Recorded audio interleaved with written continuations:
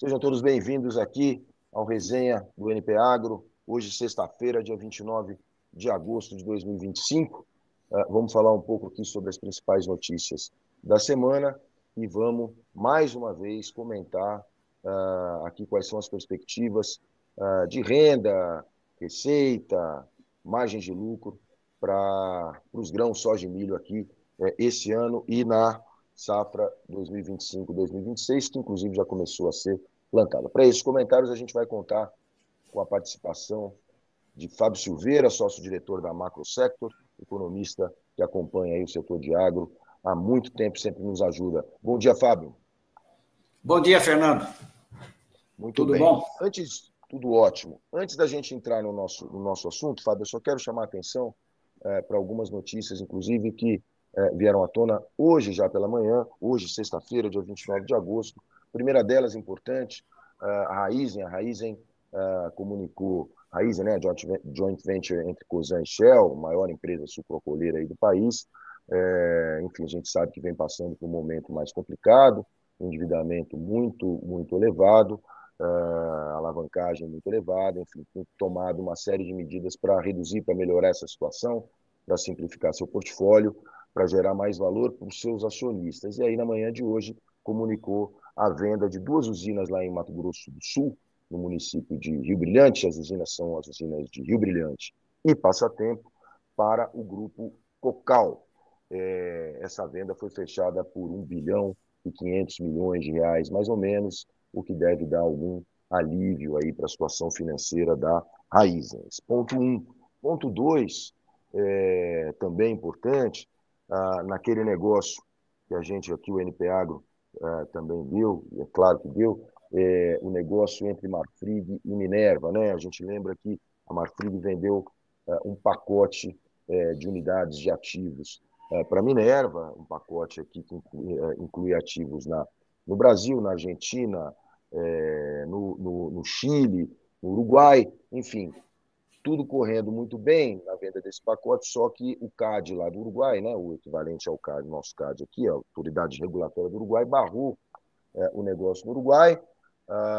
Resumo da ópera, a Minerva tem tentado resolver a situação lá já há alguns meses, né? Eram 3 frigoríficos originalmente. A Minerva já acertou, inclusive, a venda de um deles para poder assumir os outros 2, mas ainda não houve o martelo batido lá no Uruguai. O prazo do contrato entre Marfrig e Minerva chegou ao fim. A Marfrig considera, então, que essa parte uruguaia, né, da venda do pacote então está anulada. A Minerva não considera isso, então nós vamos ter aí alguma discussão, certamente, agora entre as duas empresas em torno dessa perna daquele negócio grande que eles acertaram lá atrás. Só um detalhe, quer dizer, essa venda dos frigoríficos lá do Uruguai foi acertada antes do tarifaço americano, né? Então, agora a gente tem uma outra realidade, não sei se isso vai ter interferência no futuro desse negócio, tarifaço americano, sobre o Brasil. O Uruguai não tem esse tarifaço. Então, enfim, vamos ver se isso vai ou não vai influenciar esse negócio. Muito bem. Outro ponto, outra notícia importante da semana foi o CAD abrindo ali um processo contra a moratória da soja, até a pedido da Câmara dos Deputados, né? Quer dizer, a bancada ruralista entrou em ação, entrou com essa representação do CAD pedindo uma revisão ali, ou anulação mesmo da moratória da soja. A moratória da soja é aquela que não permite a comercialização de soja oriunda de áreas desmatadas no bioma amazônico, né? Há muito tempo está em vigor já, mas a Câmara entrou então com essa representação. O CAD resolveu, num primeiro momento, a Superintendência Geral do CAD entrou com um processo então contra a moratória da soja. Esse processo, a Justiça Federal, do Distrito Federal, já deu uma liminar contra. Enfim, nós estamos com essa batalha judicial aí em torno da moratória da soja. Vamos ver também onde isso vai parar, né? Quer dizer, a questão ambiental, acho que até está bastante bem resolvida. Aí ninguém é muito contra isso, mas há questões concorrenciais, né? Que são ligadas à formação, às empresas que fazem parte da moratória, né, que respeitam, que são signatárias da moratória da soja, porque elas colocam informações, enfim, tem uma série de colaboração para manter a moratória viva, então o CAD está avaliando principalmente isso. Muito bem, muito bom.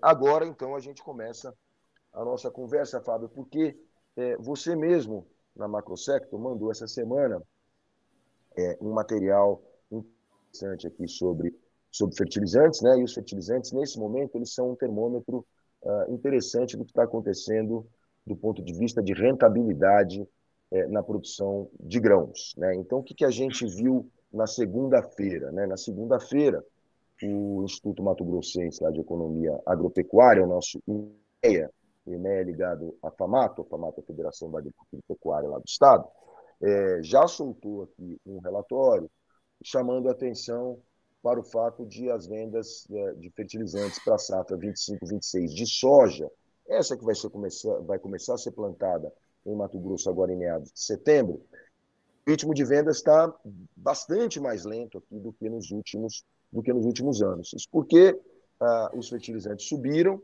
né? Muitos produtores tinham feito um adiantamento de compras ali interessante no início do ano, mas os preços subiram, tiraram o pé, e aí agora a expectativa é que a gente tenha realmente um ritmo menor de compras e talvez, inclusive, problemas logísticos, né, de concentração de entrega, aquela coisa que a gente tem quando os produtores tiram o pé. Então, o IMEA já soltou esse relatório. E você, em seguida, também soltou um relatório sobre fertilizantes que mais ou menos vai nessa direção. Quer dizer, né, você já tinha destacado que as vendas estavam aceleradas no início do ano, mas a gente está tendo agora já uma desaceleração. Então, pegando esses fertilizantes, Fábio, o que a gente pode falar sobre rentabilidade para 25-26 aí, de soja principalmente, mas de milho também alguma coisa. E obrigado mais uma vez pela sua participação aqui no Resenha. Ok, Fernando, obrigado aí pela oportunidade. Você fez aí um bom resumo dos eventos que atingem os mercados de soja e milho. Agora, eu andei mexendo com os números desses dois mercados em passado recente, digamos assim, e a gente vê que o setor de soja, não só do Mato Grosso, mas da soja como um todo, ele foi muito prejudicado, a receita, a rentabilidade, em 23 e 24. Né? Houve, inclusive, quebra de safra, etc. Então, isso prejudicou dramaticamente os preços, a rentabilidade. Houve preços muito ruins em 23 e 24, prejudicando a rentabilidade nesse biênio, né? Tanto no mercado internacional como no mercado doméstico. Este ano de 2025, você tem uma discreta melhora desse preço no mercado doméstico, no mercado internacional ainda há uma variação negativa da soja lá na Bolsa de Chicago. Então, você tem só localmente, por causa da evolução do dólar, uma melhora discreta do preço doméstico da soja em 25.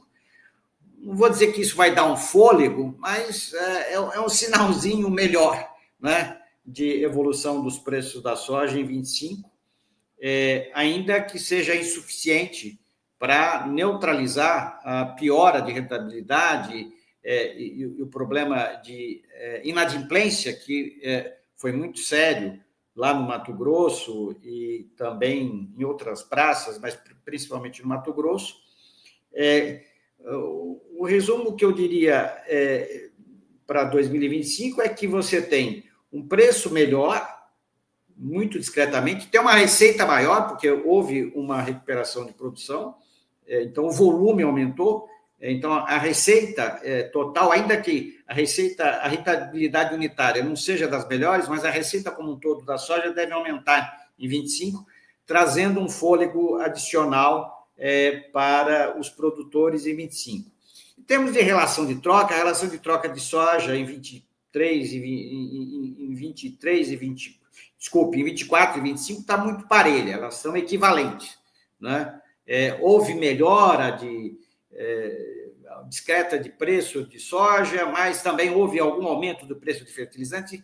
Então, na média, a relação de troca de 25 em relação a 24 elas estão muito parelhas, né? Cerca de 22 sacas de soja para uma tonelada de fertilizante. Olhando para 2026, né, agora esse final de ano, 25 e 2026, a gente vê que a soja ensaia algum aumento de preço, algum aumento nesse momento, podendo ter uma evolução favorável de preço em 2026, uma alta modesta, porque os estoques globais estão relativamente apertados, né? Mas, em contrapartida, os preços dos fertilizantes também estão subindo no mercado internacional, apontando para uma alta agora no segundo semestre e 26. Só não sobe mais porque vamos ter uma desaceleração da economia americana em 26, mas o sinal é de um aumento de preço, do preço médio de fertilizante. A gente, assim, rapidamente viu que está havendo aumento de ureia, de cloreto, de TSP. Então, a gente caminha para um 2026, em termos de receita, maior, não é? Porque você tem uma melhora discreta na margem desses preços de soja, mas, ao mesmo tempo, alguns preços de fertilizantes também estão evoluindo. Então, caminhamos para 2026 com uma melhora de receita, mas com margens ainda relativamente apertadas.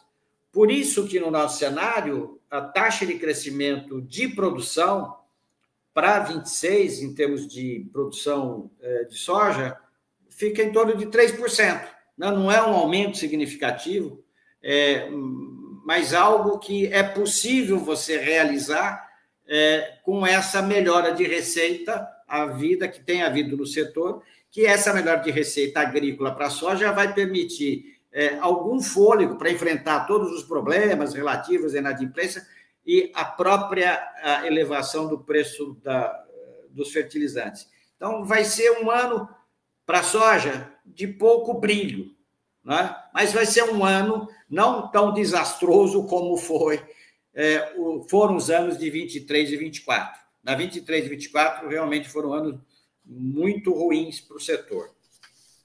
Perfeito. Encerraria, no caso da soja, encerraria dessa maneira, Fernando. Tá. Não, eu quero só dar destaque aqui para uns cálculos que eu sempre pego aqui nos relatórios do Departamento de Agricultura dos Estados Unidos. Só para te finalizar, desculpe interromper, ele está projetando quase que 172 milhões de toneladas de soja, um crescimento da ordem de 3%. 172 milhões de toneladas de soja na safra 25-26. Isso. Perfeito. Muito bem, então vamos lá.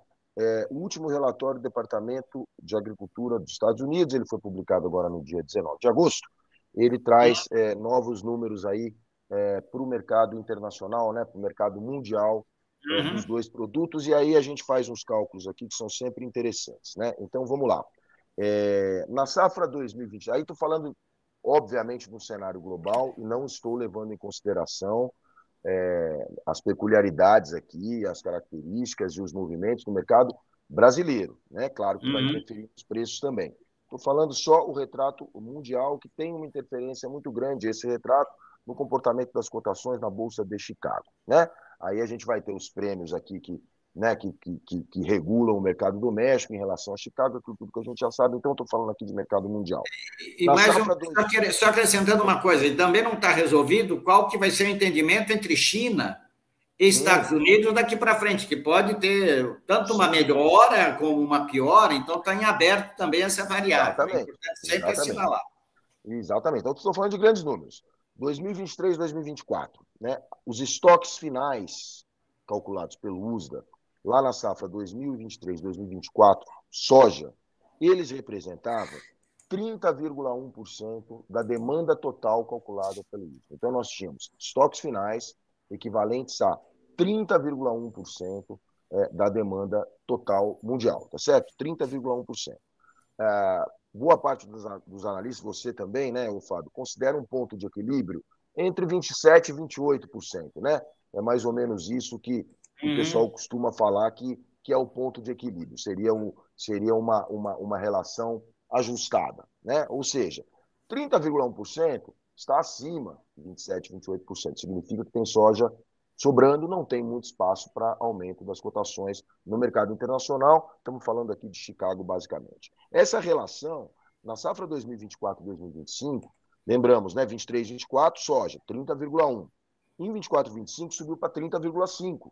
Ou seja, um pouquinho menos de espaço ainda para alta de cotações. Agora, em 25-26, em linha com o que você acabou de falar, há uma queda, hoje calculada pelo USDA, uma queda para 29,4%. Ou seja, é um mercado, é uma relação ainda confortável, mas uma relação abaixo de 24,25 e de 23,24. Nós estamos falando isso aqui no caso da soja, certo?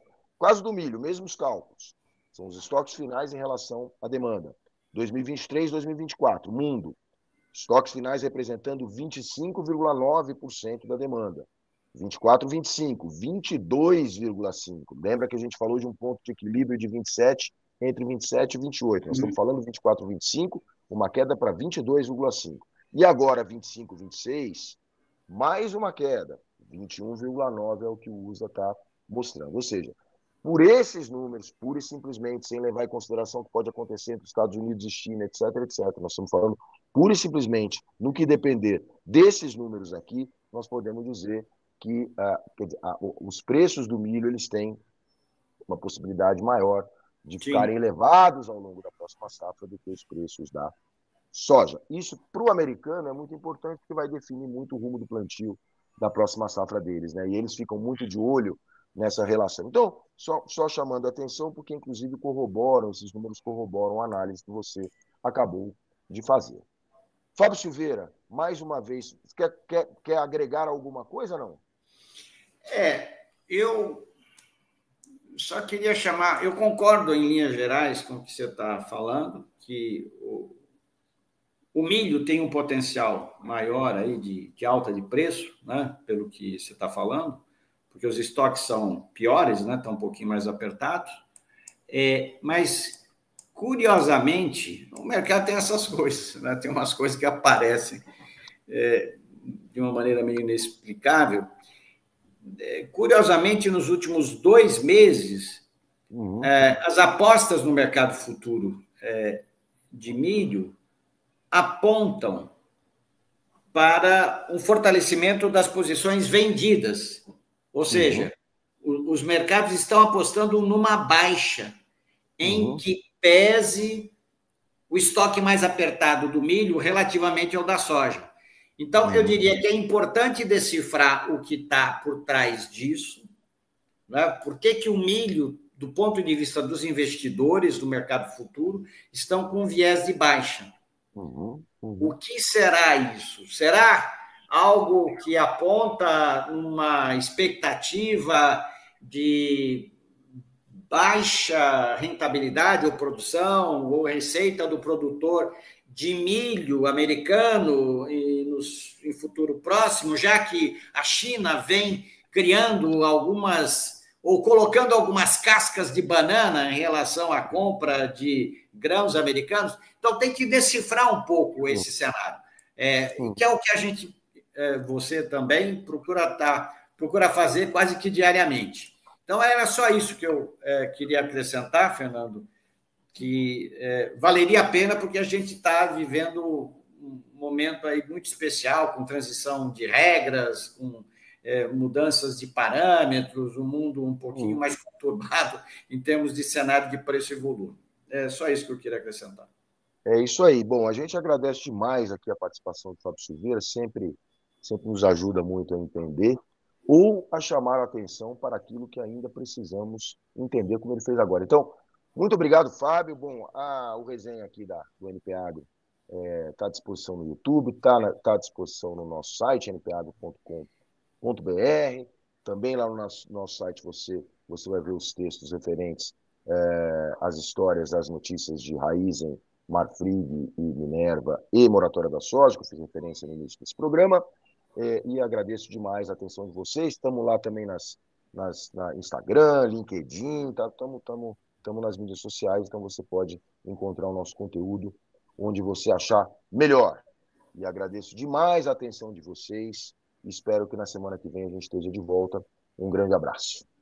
Ok, abraço. Tchau, tchau.